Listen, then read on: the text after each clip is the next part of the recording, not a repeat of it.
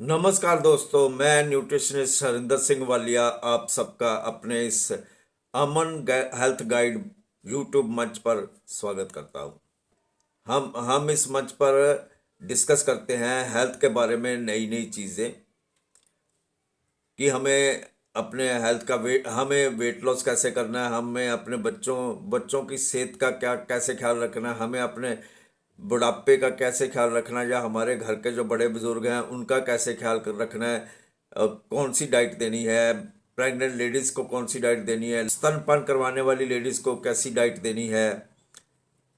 तो ये डिटेल में हम इसमें एक एक करके हर चीज़ को कवर करते हैं।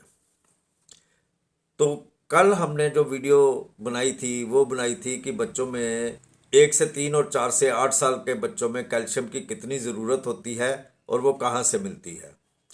आज हम बात करेंगे इसी एज ग्रुप के 1 से लेकर 8 साल के जो बच्चे हैं उनको आयरन की कितनी ज़रूरत होती है, क्योंकि हमने पिछली दफ़ा बात की थी कि मेन न्यूट्रिएंट्स जो है ना, जैसे आयरन हो गया, कैल्शियम हो गया, विटामिन ए हो गया, विटामिन डी हो गया, विटामिन सी हो गया, ये 5 तरह के जो न्यूट्रिएंट्स है ना, ये तो बहुत ही ज़रूरी है।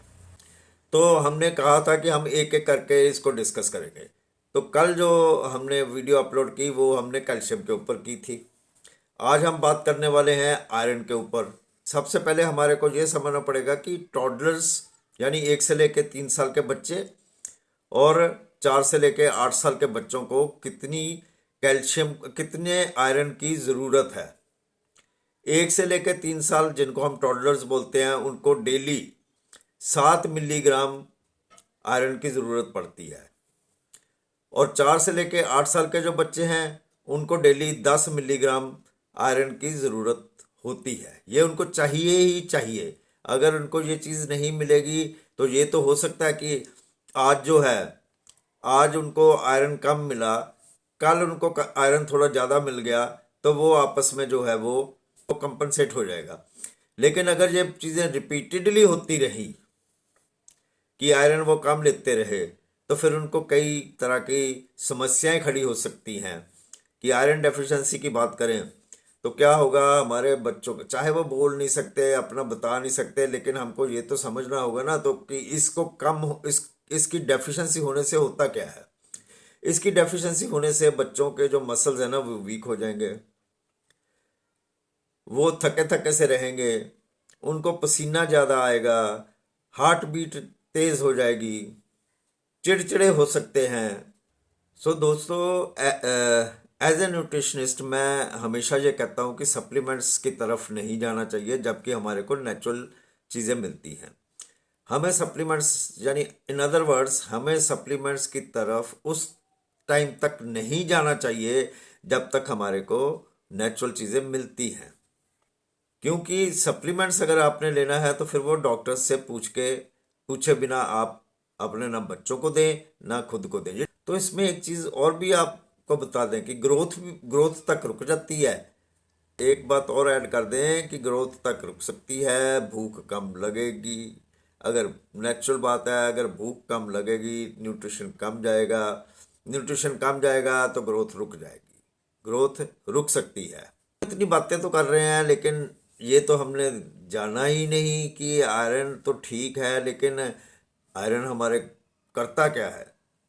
तो ये इनडायरेक्ट वे से ये डाकिया है। कैसे आयरन है ना, वो हमारी बॉडी में खून बनाने का काम करता है, हेमोग्लोबिन बनाता है। हेमोग्लोबिन जो है वो ऑक्सीजन जो है वो डिफरेंट पार्ट्स को सप्लाई करता है, ऑक्सीजन को लेकर जाता है, और वो मसल्स जहाँ उसको सप्लाई करना है वहाँ पे सप्लाई होती है। और अगर इसकी डेफिशिएंसी हो जाए तो ऑब्वियसली सप्लाई की डेफिशिएंसी हो गई, सप्लाई कम हो गई। अगर सप्लाई कम हो गई तो इसका मतलब है कि हमारी जो आउटपुट है बॉडी की वो कम हो जाएगी।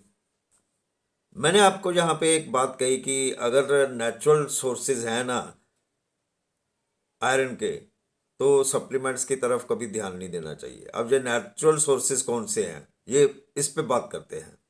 अब 1 आउंस रेड मीट या फिश या फिर पोल्ट्री, ये अगर बच्चे लेते हैं ना तो इनको 1 मिलीग्राम आयरन मिल जाता है।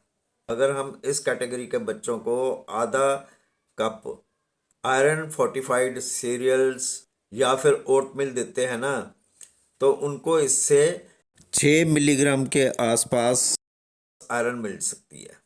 इसी तरह से बच्चों को अगर हम 1/4 कप बीन्स देते हैं ना, बीन्स कौन से, ब्लैक, किडनी, लीमा या फिर सोया बीन्स, ये अगर हम देते हैं ना तो उनको 2 मिलीग्राम आयरन मिल सकता है इससे।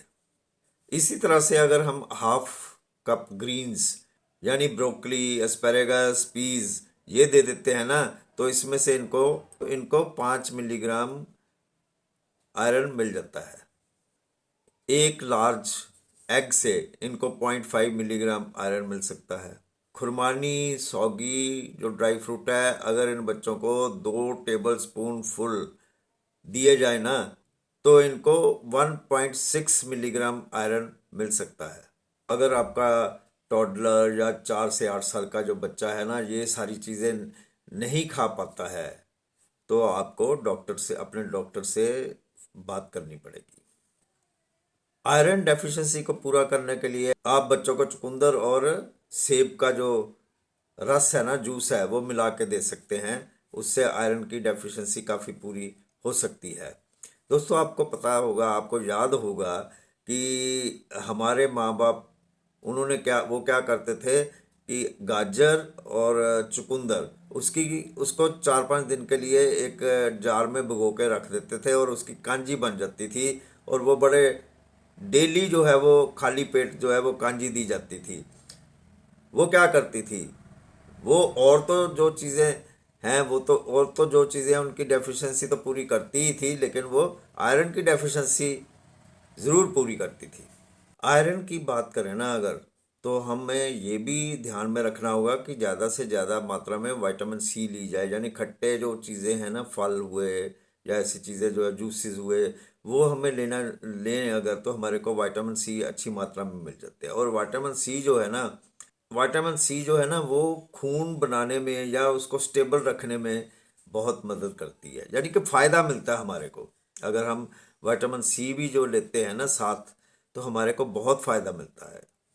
उम्मीद है कि आपको मेरी वीडियो और मेरी जानकारी पसंद आई होगी। पसंद आई है तो आप मेरे चैनल को सब्सक्राइब, लाइक और शेयर ज़रूर करें। जल्दी किसी नई वीडियो के साथ आपके रूबरू हूँगा। तब तक हरिंदर सिंह वालिया को दें इजाज़त। शुक्रिया।